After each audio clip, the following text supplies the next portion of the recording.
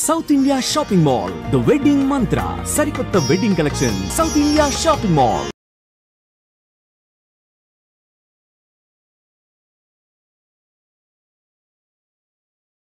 అమ్మాయి ఇంకొక పాయింట్ కూడా రేస్ చేసింది. శకునంలో ఇలా రాశారు ఏమని, వితంతు మంచి శకునం కాదు అని చెప్పి పంచాంగాల్లో. అసలు ఆ పాయింట్ అసలు ఆలోచించి చూడండి, నిజంగానే సైకలాజికల్ గా కూడా అది ఇంపాక్ట్ చేస్తుంది అన్నట్టు కూడా అమ్మాయి రాసింది ఆ పాయింట్. పండితులే కనుక అటువంటి ఫస్ట్ పేజీలు అలాంటివి రాస్తూ ఉంటే ఎంత ఘోరమైన విషయం అమ్మా ఇది. ఇవన్నీ థాట్స్ ఎట్లా వచ్చాయి సౌమ్య నీకు? లైక్ పంచాంగంలో అది ఉంది అనేది ఎలా అనిపించింది? అది కూడా వాళ్ళని సైకలాజికల్ గా ఇంపాక్ట్ చేస్తుంది అనేది ఎప్పుడు అనిపించింది, ఎట్లా అనిపించింది? మా ఇంట్లో పంచాంగాలు నేను చిన్నప్పుడు ఎప్పుడోనే చూసా. ఈ విషయం నాకు తెలిసిన తర్వాత కాదు చూసింది. నేను పంచాంగం నార్మల్గా క్యూరియాసిటీతో పంచాంగంలో ఏముంటుందని చూస్తాం కదా, జాతకాలు, రాశి ఫలాలు అవి ఫన్గా చదువుతూ ఉంటాం కదా ఎప్పుడు. అలా నేను ఎప్పుడు ఉగాది అవ్వగానే మా ఇంట్లో పంచాంగం తెస్తే ఇవాళ ఏముంది అని అలా రాశి ఫలాలు చదువుతూ ఒకసారి శకున శాస్త్రం అని ఫస్ట్ పేజ్లోనే ఉండేది మాట. ఇప్పటికీ ఉంది చాలా పంచాంగాల్లో శకున శాస్త్రం ఫ్రంట్ ఆర్ బ్యాక్ పేజ్లో ఉంటుంది. అందులో శకునం అపశకునం, ఆస్పీషియస్ ఏంటి, ఇన్ఆస్పీషియస్ ఏంటి రెండు.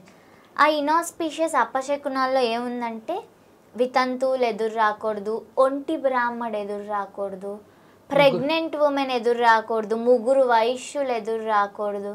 ఏమిటో అసలు నాకు లాజిక్ లేని నాన్ సెన్స్ అంతా అని పండితులే మరి రాస్తుంటే ఇంకా అంత నమ్ముతారు కదా పండితులు అని. నమ్మినప్పుడు వాళ్ళే ఇలాంటి ఐ డోంట్ నో మరి ఎందుకు వితంతువులు ఎదురొస్తే అసలు ఇలా రాస్తున్నారు పంచాంగాల్లో. అవి ఏమీ శాస్త్రాల్లో అవి లేనప్పుడు అని. అమ్మ అసలు ఇది మాట్లాడాల్సిన విషయం అమ్మ. అసలు శకునం అనేది ఎందుకు పాటిస్తారమ్మా? ఇది ఎంతవరకు కరెక్ట్ అంటారు? ఏం చెప్పిందమ్మా అసలు మన అసలు? ఏం లేదమ్మా, ఇప్పుడు ఆ రోజుల్లో ఏమిటంటే ఇంట్లో భర్త ఎవరైనా చనిపోతే సంవత్సరాల కొద్దీ పాపం, ఇప్పుడంటే ఆర్థికపరమైనటువంటివన్నీ కూడా స్వాతంత్రాలు వచ్చేసాయి. ఆ రోజుల్లో పెద్ద పెద్ద కుటుంబాలు ఉండే, భర్త చనిపోయిన తర్వాత ఏడాది పాటు ఏళ్ల తరబడి ఏడుస్తూ ఉండేవారు వాళ్ళు. విషణ్ణ వదన, పైగా వీళ్ళు చేసేటువంటి వ్యధవక్రతువుల వల్ల వాళ్ళ అంతా వాళ్ళని ఒక రకమైనటువంటి దేంతో చేసేసి వాళ్ళ ముఖంలో ఎక్కడ కూడా ఒక తేజస్సు అనేది కనపడకుండా, ఒక మంగళకరమైనది ఏమీ కనపడకుండా అలా చేసేసారు కదా, జీవత్సం అలాగా. అలా ఎప్పుడో బాధపడుతూ ఉన్నటువంటి సమయంలో ఇంట్లో పెద్దవాళ్ళు, నాన్నగారు, తండ్రి లాంటి వాళ్ళు ఉన్నప్పుడు, అమ్మ ఇప్పుడు వాడు పరీక్షకు వెళ్తున్నాడు, అనవసరంగా నువ్వు బాధపడి, నిన్ను చూస్తే వాడు బాధపడతాడు, వీళ్ళు కూడా బాధపడుతూ వెళ్ళి వాడు మూడు పాడు చేసుకుని ఎగ్జామినేషన్ సరిగ్గా రాయలేడు, ఎందుకులే నువ్వు కాసేపు అట్లా ఉండమన్న మాట ఎప్పుడు జరిగిన మాటని ఇంకా దాన్ని శాస్త్రబద్ధం చేసి పారేశారు. ఇదమ్మా అలా జరిగితే అలా అనూచానంగా ప్రతి ఒక్క మంచి మాటని దాన్ని రకరకాల ఆనోట వెళ్ళి రకరకాలుగా మార్పులు వచ్చేసాయి. ప్రతి సంప్రదాయం వెనుక ఇట్లాగే వచ్చేసాయి. అదే మళ్ళీ విచిత్రం ఏమిటంటే, అదే మనకి శాస్త్రంలో బోలుడని సూత్రాలు చెప్పారు కదా, దానిని ఇలా ఆచరించండి అంటే ఎందుకని మరి అబద్ధం ఆడొద్దని చెప్పారు, మరి అదెందుకు ఆచరించటల్లా? తోటి మనిషికి సహాయం చేయమని శాస్త్రం చెప్పింది, అదెందుకని ఆచరించటల్లా? తోటి మనిషిని మాత్రం అవమానపరుస్తున్నారే, మరి గౌరవించమని చెప్పింది ఎందుకు గౌరవించట్లా? తల్లిదండ్రులను గౌరవించండి అన్నారు, గురువులను పూజించండి అన్నారు, చాలా మంచి మాటలు చెప్పారు, మరి వాటిని ఎందుకని ఆచరించటల్లా? అది ఆచరించకపోతే నూనెలో వేయిస్తారు గరుడ పురాణం ప్రకారంగా. దీనివల్ల నూనెలో వేయించ, అలా స్త్రీని అవమానపరచడం వల్ల జరుగుతుంది తప్ప పాపం.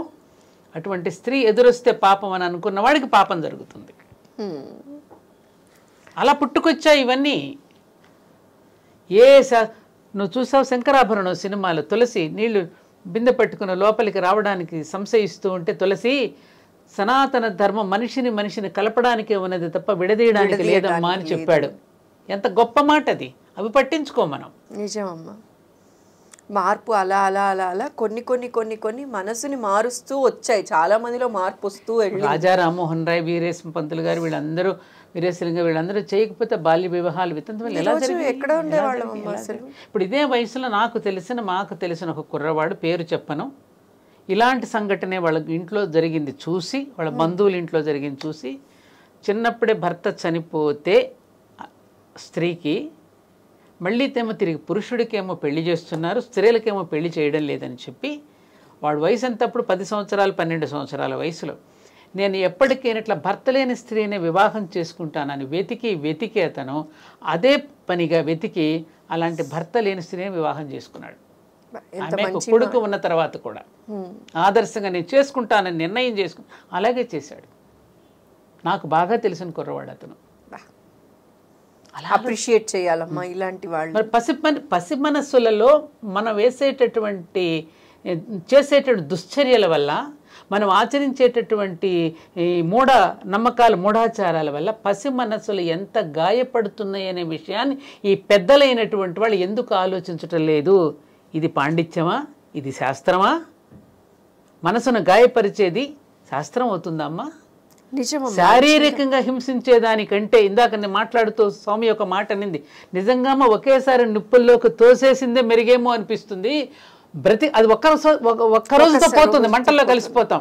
కానీ బ్రతికిన తర్వాత శారీరకంగా కదా మానసికంగా వేధించేది రోజు రోజుకి చంపుతున్నట్టు అవుతుంది కదా. అది యాక్చువల్లీ అమ్మాయి రాసిన బుక్ లో సైకలాజికల్ గా కూడా వాళ్ళల్లో ఎంత డిప్రెషన్ వస్తుంది అనేది కూడా రాశారు. అరే ఎంతమంది సూసైడ్స్ చేసుకున్నారమ్మా భర్తలు చనిపోయిన తర్వాత ఈ బాధలు పడలేక, ఎంతమంది డిప్రెషన్కి వెళ్ళిపోయారు, ఎన్ని రకాల సైకలాజికల్ డిజార్డర్స్ వచ్చాయి వాళ్ళకి. ఇదెందుకని ఆలోచించరు మానవతావాదులు, మానవత్వం ఉన్నవాళ్ళు? సీతాదేవి అంటుంది, భద్రుడు నాకు ఎప్పుడు ప్రతిసారి ఆ డైలాగ్ చెప్తాను, నా వల్లనే వచ్చిందమ్మా ఈ అవమానం అంతా, నేనే నిన్ను అవమానించింది, ఆ రోజు నేనే అన్న మాటకి ఇంతవరకు జరిగిందని అంటాడు చాకలివాడు. భద్ర ఈ తప్పు నీది కాదు, సమాజం స్త్రీలను ఎలా గౌరవించాలో నీకు నేర్పలేదు, సమాజంలో నువ్వు కూడా ఒక భాగమే కదా అనింది. సమాజంలో నువ్వు కూడా ఒక భాగమే, నువ్వు ఒక భాగమే కాబట్టి నీకు నేర్పలా. అలాగే ఈ సమాజంలో ఈ మాట్లాడే కామెంట్స్ పెట్టే వాళ్ళందరికీ స్త్రీలను ఎలా గౌరవించాలి ఈ సమాజం నేర్పించలేదు వాళ్ళకి. ఇక్కడ ఒక చిన్న పాయింట్, ఈజీ ఎగ్జాంపుల్ తీసుకోవచ్చు. మొన్న కోవిడ్ వచ్చింది అందరికీ, రైట్? ఐసోలేషన్. అప్పుడు డాక్టర్స్ అందరూ అలా ఐసోలేట్ చేస్తే వాళ్ళు బాధపడతారు, డిప్రెస్డ్గా ఫీల్ అవుతారు, విచ్ ఈస్ ట్రూ. ఇప్పుడు కోవిడ్ వచ్చిందని కోవిడ్ రాని వాళ్ళందరూ ఒక చోట, కోవిడ్ వచ్చిన వాళ్ళని మాత్రం ఒక రూమ్లో పెట్టారు. వాళ్ళు ఎంత డిప్రెస్డ్గా ఫీల్ అయ్యారు, వాళ్ళని వేరుగా ఐసోలేటెడ్గా ఉంచారు, రైట్? ఆ బాధ అందరికీ కనిపించి వీడియో కాల్స్లో మాట్లాడి లేకపోతే వాళ్ళని హ్యాపీ చేయడానికి ఏదో ఒకటి చేసి, మరి సేమ్ థింగ్ ఎన్నో ఏళ్ల నుంచి విడోస్కి అదే చేస్తున్నారు, వాళ్ళని ఐసోలేట్ చేస్తున్నాం. ఫంక్షన్లో అందరి మధ్యలో వాళ్ళు ఉంటారు, బట్ వాళ్ళు ఎందులో ఇన్వాల్వ్డ్ కాదు, ఐసోలేట్ మధ్యలోనే ఉంటూ ఐసోలేట్. చక్కగా ప్రెజెంట్ చేసింది చూడండి అమ్మా, అర్థమయ్యేలాగా. ఆ బాధ మరి ఎవరికి ఎందుకు అర్థం అవ్వట్లేదు? Again superstitious belief. నేను ఇది బాగా అండర్లైన్ చేసి చెప్తున్నా. అది నా బుక్ రాయడానికి మెయిన్ రీజన్ ఇదే. ఇది ప్రాబ్లంగా గుర్తించట్లేదు, బికాజ్ మనం నార్మలైజ్ చేస్తున్నాం, గుర్తించట్లేదు కూడా, బికాజ్ అది నార్మలైజ్ అయిపోయింది. ఇప్పుడు కోవిడ్లో పుట్టిన బేబీస్ చూడండి, ఇంట్లో ఉండడమే వాళ్ళకి తెలుసు, బయటకు వెళ్తారన్న విషయం తెలీదు, జూమ్లోనే చదువుకుంటామని తెలుసు, నిజంగా ట్రెడిషనల్గా స్కూల్కి వెళ్ళి చదువుకుంటామని తెలియదు, బికాజ్ వాళ్ళు అదే చూశారు. మేము కూడా వితంతువుల్ని ఇలాగే ట్రీట్ చేస్తారని చూస్తున్నాం కాబట్టి నార్మలైజ్ అయిపోయింది. కాబట్టి ఆ బాధ కనిపించట్లేదు. నా బుక్ రాయడానికి మెయిన్ పాయింట్ ఇది, వాళ్ళు బాధపడుతున్నారు అని సమాజం ఫస్ట్ గుర్తించాలి, అసలు తెలుసుకోవాలమ్మా, అర్థం తెలుసుకోవాలమ్మా. ధవుడు అంటే భర్త, సంస్కృతంలో ధవుడు అంటే మాధవుడు అంటాం మనం. మాధవ అంటే ఏమిటి? అమ్మకు భర్త, మా అంటే తల్లి, ధవుడు అంటే భర్త, మాధవుడు. అమ్మకు భర్త, నాన్న, తండ్రి. ధవుడు అంటే భర్త. ఆ భర్త లేనటువంటి స్త్రీ. అసలు నువ్వు అసలు ఈ పేర్లు ఎందుకు పెట్టాలి? వితంతు అని నేను అడుగుతున్నాను. అసలు నువ్వెవడవు అసలు పేరు పెట్టాకి? ఏ శాస్త్రకారులు పేర్లు పెట్టారు విడో అని? మరి మగవాడిని ఏమని పిలుస్తున్నారు మీరు? విడోయర్ అని. మరి అతన్ని ఎందుకు అంటలేదమ్మా? వీళ్ళెవరమ్మా మనల్ని శాసించడానికి, నువ్వు ఇలాగే ఉండాలని అనడానికి? అదేమంటే ఈ మధ్యన ఒక చౌమి చెప్పింది, వాళ్ళు బాగానే ఉంటున్నారుగా ఇప్పుడు, మంచి డ్రెస్సులు వేసుకుని బాగానే ఏమంటే స్టైల్గానే ఉంటున్నారు అంటే ఏమిటి నీ ఉద్దేశం? ఉండొద్దనా? వాళ్ళ ఇష్టం, వాళ్ళు ఎలా కావాలనుకుంటారో వాళ్ళు ఉండొచ్చు. ప్రతి ఒక్కళ్ళకి ఎలా కావాలో అలా ఉండే రైట్ ఉంది, రైట్ అదే ఉంది. మా మాస్టర్ గారు అదే చెప్పారు. ప్రతి స్త్రీ తనకంటూ తనకు ఉన్నటువంటి ఒక నిచ్చెనలు ఉంటాయి. ఆ నిచ్చెల పైకి ఎక్కిన కొద్దీ ఆవిడకంటూ ఒక స్థాయి, ఆ స్థాయిని బట్టి ఆవిడ ఉంటుంది. నువ్వెవరు చెప్పడానికి ఆవిడ ఇలాగే ఉండాలని? నువ్వు బలవంతంగా నువ్వెవరు పగలగొట్టడానికి, నువ్వెవరు తుడిచిపెట్టడానికి, నువ్వెవరు తెంపేయడానికి? నువ్వు 100 ఏళ్ళు జీవించు, నువ్వు ఎప్పుడు కూడా ఇలాగే దీర్ఘకాలం నువ్వు ఉన్నంత వరకు నువ్వు మంగళకరంగానే ఉండాలి అని కట్టినవాడే అంటున్నప్పుడు నువ్వెవడవయ్యా అనడానికి?